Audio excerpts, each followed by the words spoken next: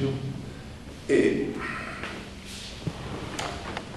ce qui a ouvert, on peut soutenir à travers cette formule que Spinoza a ouvert la porte à une sorte de naturalisme scientifique athée. Et même Voltaire disait que Spinoza avait enseigné l'athéisme. Non seulement il était athée, mais il avait fait profession d'athéisme et enseigné l'athéisme. Parce que dans la mesure où, pour Spinoza, les seules choses qui existent sont les choses naturelles. Et les causes de ces choses sont connues par les activités de l'esprit. Et cette activité consiste en l'exercice de la raison, qui est l'activité éthique de l'être humain libre. Bon. Et au fond, même la liberté chez Spinoza, c'est l'acceptation d'une certaine contrainte aussi. Et c'est ce qui apporte ce que Spinoza appelle à la fin de l'éthique la béatitude, au fond. Celui qui pense à la mort est celui qui ne désire pas au fond y penser, en ce sens que pour une philosophie de la vie, chez Spinoza c'est tout de même une philosophie de la vie, comme chez Deleuze, au fond, la joie du plein, penser la mort, c'est penser l'insignifiance, c'est penser le rien. Et donc, il n'y a donc pour Spinoza qu'une substance dans l'univers. Et le monisme de Spinoza qui s'oppose au dualisme, à toutes les versions du dualisme, et notamment à Descartes. Quand Descartes, par exemple, distingue, je ne vais pas rentrer dans les détails, parce que les choses pensantes comme nous, cogito ergo sum, des choses étendues, comme les arbres, les cailloux ou les étoiles, Spinoza, pour lui, c'est un non-sens. Au nom d'un espèce de panthéisme, Dieu est partout, il est partout dans la nature est là. Au fond, il y a cette idée, au fond, cette philosophie de la vie est une méditation de la vie, non de la mort. Et ça, c'est la grande différence avec les penseurs modernes, comme, enfin modernes, même s'il y a un côté très moderne chez Spinoza, comme Heidegger, qui là ont une toute autre vision. Et évidemment, chez Heidegger, Heidegger distingue, par exemple, la vie authentique de l'être au monde, du Dasein par rapport à la mort, et de l'être dans le monde qui est dans une espèce d'inauthenticité, selon Heidegger. Donc, il faut être un être au monde pour être authentique et non pas un être dans le monde. Alors évidemment, vous pourrez me dire, tout ça c'est des subtilités sémantiques, sémiologiques, mais c'est important. Et pour Heidegger aussi, on retrouve cette idée, au fond, qu'il ne s'agit pas d'affronter sans arrêt la mort, d'être omnibulé par elle au point de ne plus vivre, que dans l'attente du mourir, que d'avoir sur cette table une tête de mort pour toujours penser à la mort, ou d'avoir un petit cercueil. Non, c'est pas ça. Et sans ça, on succombe à la vie mondaine ou au divertissement. On parlera Pascal, très bien. Mais il faut composer et jouer avec l'angoisse, qui est un concept clé chez Heidegger, si le concept de désir et de joie est un concept clé chez Spinoza. Et la mort est définie par Heidegger comme une possibilité pour le Dasein, l'existant. Ça aussi, c'est pour ça que beaucoup de commentateurs, moi je ne suis pas un germaniste distingué, mais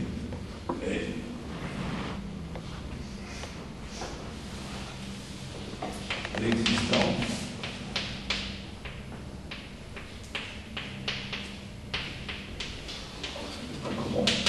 Et l'existence, bon. Et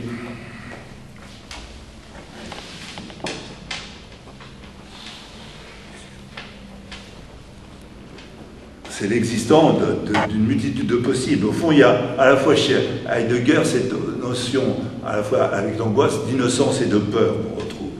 Et il y a une distinction aussi qui est très importante chez lui entre le décès et le mourir, cher à Blanchot.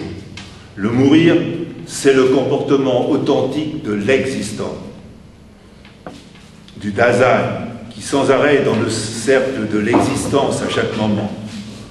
Concept qui définit l'être là, le Dasein, de l'étang humain qui est à l'origine de nombreux malentendus et contresens sur l'existentialisme de Heidegger.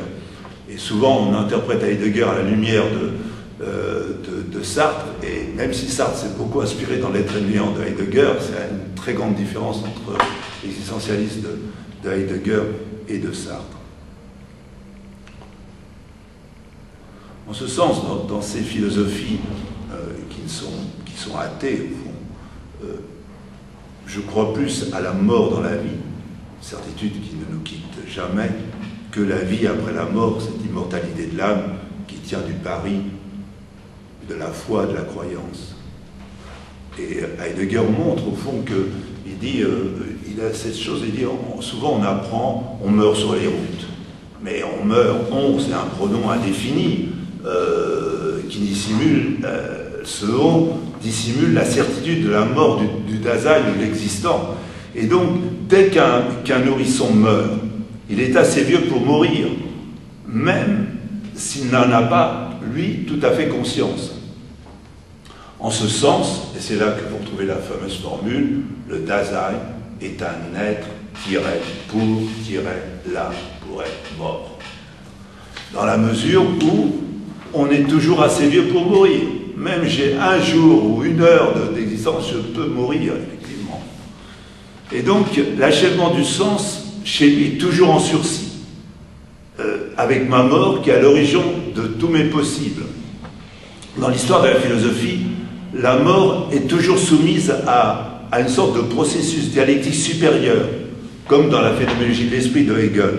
Ou bien, par la mort, on passe ailleurs avec une sursignification, on l'a vu avec Platon, mais on retrouve dans toute une tradition chrétienne, ou bien on se noie dans l'insignifiance, le rien du tout, le scepticisme, la totalité, on le voit par exemple dans Spinoza et dans l'éthique.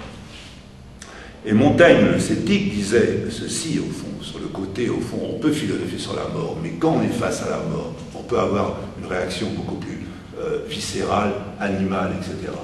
C'est-à-dire qu'en fait, le philosophe peut s'effacer devant l'être qui sait qu'il va mourir. Montaigne disait, je paraphrase, hein, je ne cite pas il dit, mettez un philosophe dans une situation extrême de danger de mort, par exemple dans une cage au-dessus de Notre-Dame de Paris. Et vous verrez s'il continue à philosopher, s'il continue à penser à la mort comme nous. La bête, avec sa peur animale de mourir, reprendra le dessus sur l'ange raisonneur et froid. Philosopher, donc, ce n'est pas seulement apprendre à mourir, et là on retrouve Derrida, mais c'est aussi d'abord apprendre à vivre et à se débrouiller avec la vie.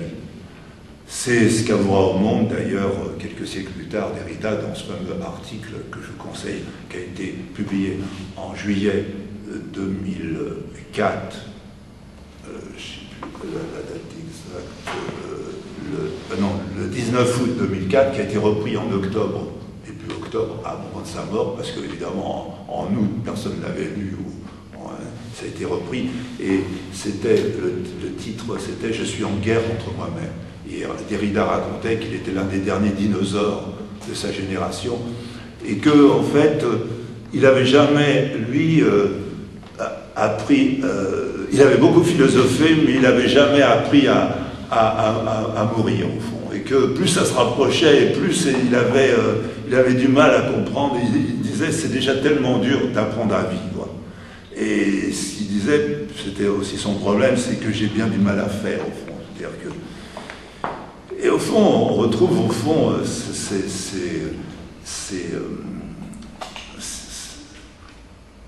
réflexions de Freud dans Deuil et mélancolie que je vous signalais, qui est un texte des années 1920-1922. Et on peut être triste à la mort, et c'est une réaction normale et saine lors du décès d'une personne proche et aimée, comme par exemple j'ai été triste en novembre 2000 à la mort de ma mère à 83 ans, ou il y a 2 ans à la mort de mon père à 88 ans, et que ça m'a amené aussi à philosopher. Je vous dirais peut-être, je vous ferai peut-être, si on a le temps, je vous dirai un petit texte que j'avais fait qui était plus littéraire que philosophique, même si c'est un peu personnel, mais ça vous aidera au fond à voir. Au fond, c'est ce qu'avoue au fond Derrida, qui va disparaître à 73 ans, miné par son cancer, cancer du pancréas, je crois. 73, 74, mais c'est